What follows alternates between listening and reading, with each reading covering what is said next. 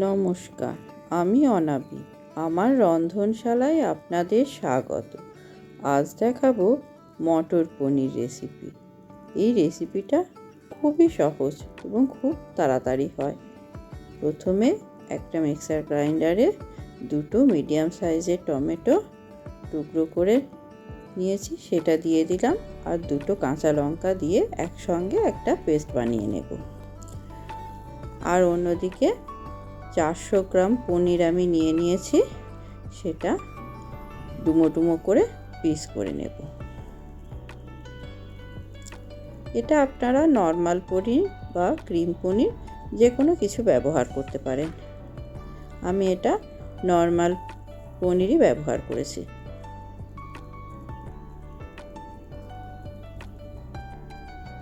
টুকরো করে কাটা হয়ে গেছে। এবার গ্যাসে একটা তাওয়া বসালাম, তাতে অল্প একটুখানি তেল দেব। তেলটা গরম হয়ে গেলে পনিরের টুকরোগুলো এর মধ্যে একটা একটা করে সব দিয়ে দেব।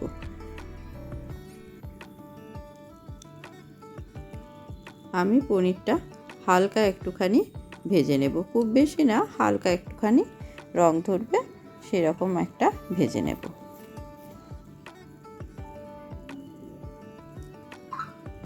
একটু উল্টো পাল্টা করে এদিক ওদিক করে একটু হালকা করে ভেজে নিচ্ছি।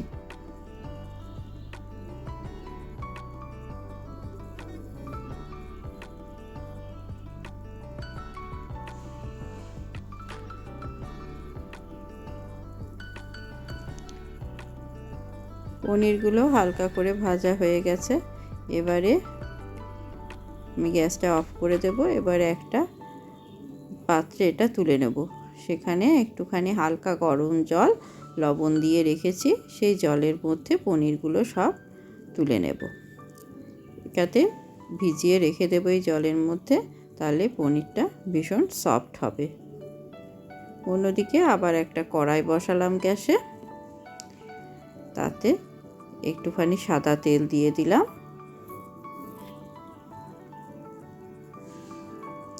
তেলটা গরম হয়ে এসছে।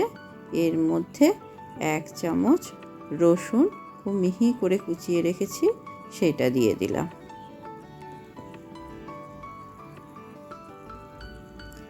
আর দুটো পেঁয়াজ খুব মিহি করে কুচিয়ে রেখেছি, সেটাও এর মধ্যে দিয়ে দিলাম।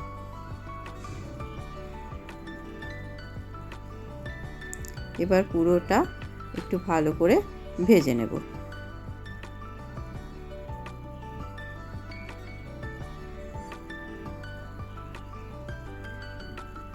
এবার এর মধ্যে 1 চামচ আদা বাটা দিয়ে দিলাম। তারপর পুরোটা আবার ভালো করে ভেজে নেব।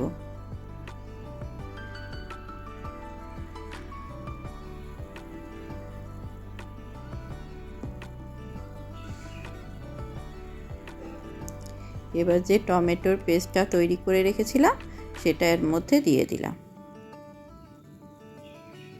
এবার পুরোটা এর সঙ্গে মিশিয়ে নেব।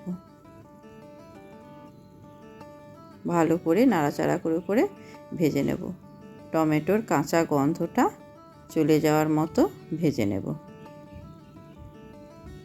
এবার এর মধ্যে 1 চামচ লবণ দিয়ে দিলাম, আর হাফ চামচ মতো হলুদ দিলাম। দিয়ে আবার পুরোটা ভালো করে মিশিয়ে নেব। এবার এর মধ্যে 1 চামচ জিরে গুঁড়ো দিলাম, আর 1 চামচের একটু বেশি ধনে গুঁড়ো দিয়ে দিলাম। তারপর পুরোটা ভালো করে নাড়াচাড়া করে করে কষিয়ে নেব। মশলাটা দেখুন বেশ ভালো করে কষানো হয়ে গেছে। এবার এর মধ্যে অল্প একটুখানি আমি জল দেব। যে মিক্সার গ্রাইন্ডারে টমেটোটা বেটেছিলাম, সেটা ধুয়ে জলটা এর মধ্যে দিয়ে দিলাম। এবার আবার ভালো করে কষিয়ে নেব। এবার এর মধ্যে 1 চামচ কাশ্মীরি লঙ্কার গুঁড়ো আমি দিয়ে দিলাম। আপনারা যদি একটু বেশি ঝাল খান, এতে লঙ্কার পরিমাণটা একটু বাড়িয়ে নেবেন। আমার কাঁচা লঙ্কাগুলো খুব ঝাল, তাই আমি 2টো লঙ্কাই দিয়েছি। ভালো করে জিনিসটা কষিয়ে নেওয়ার পরে 1 চামচ কসুরি মেথি পাতা দিয়ে দিলাম। এবার অল্প একটু জল দিয়ে মশলাটা ভালো করে কষে নেব।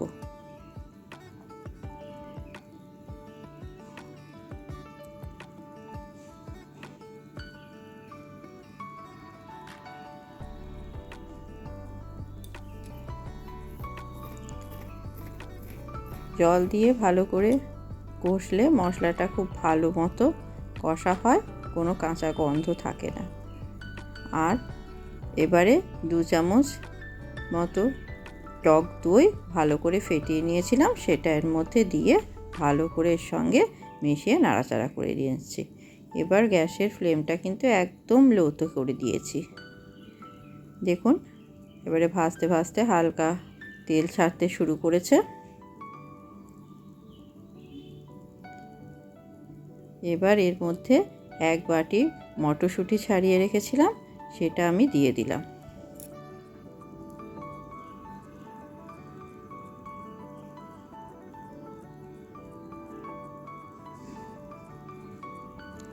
দেখুন এবারে অনেকখানি তেল ছেড়ে দিয়েছে। এবার এর মধ্যে যে পনিরগুলো ভিজিয়ে রেখেছিলাম সেগুলো ছেঁকে ছেঁকে তুলে এর মধ্যে দিয়ে দিচ্ছি। এবার ভালো করে পুরোটা মিক্সড করে নেব। ভালো করে নাড়ি চাড়িয়ে নিয়ে পুরোটা ভালো করে মিশিয়ে নিলাম।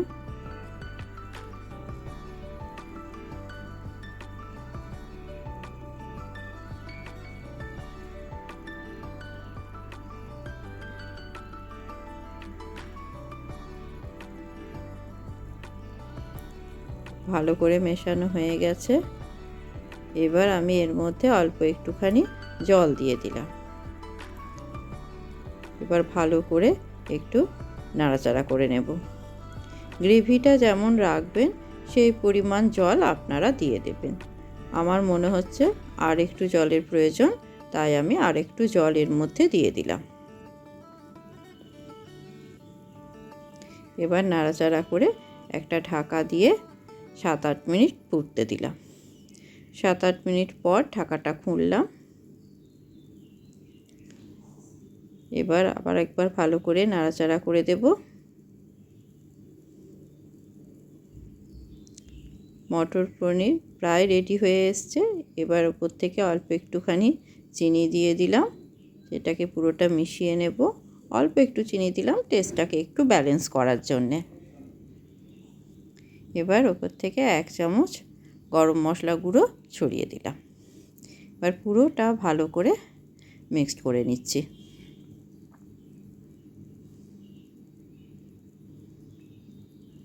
ভালো করে মেশানো হয়ে গেছে। এবার অল্প একটুখানি ধনেপাতা কুচি এতে দিয়ে ভালো করে আবার নাড়াচাড়া করে দিলাম। ব্যাস রান্না আমার হয়ে গেছে। এবার গ্যাস অফ করে ঢাকা দিয়ে স্ট্যান্ডিং টাইমে কিছুক্ষণ রেখে দিলাম। 7-8 মিনিট পর দেখুন ঢাকা খুললাম। আমাদের মটর পনির রেডি। এবার এটাকে গরম গরম পরিবেশন করুন। এই মটর পনিরটা খেতে দুর্দান্ত হয় আর খুব তাড়াতাড়িও হয়ে যায়। রুটি, পরোটা, লাচ্ছা পরোটা, নান, ফ্রাইড রাইস, পোলাও যে কোনো কিছুর সঙ্গে এটা খেতে দুর্দান্ত লাগে। কেমন লাগলো আজকের রেসিপি জানাবেন। ধন্যবাদ।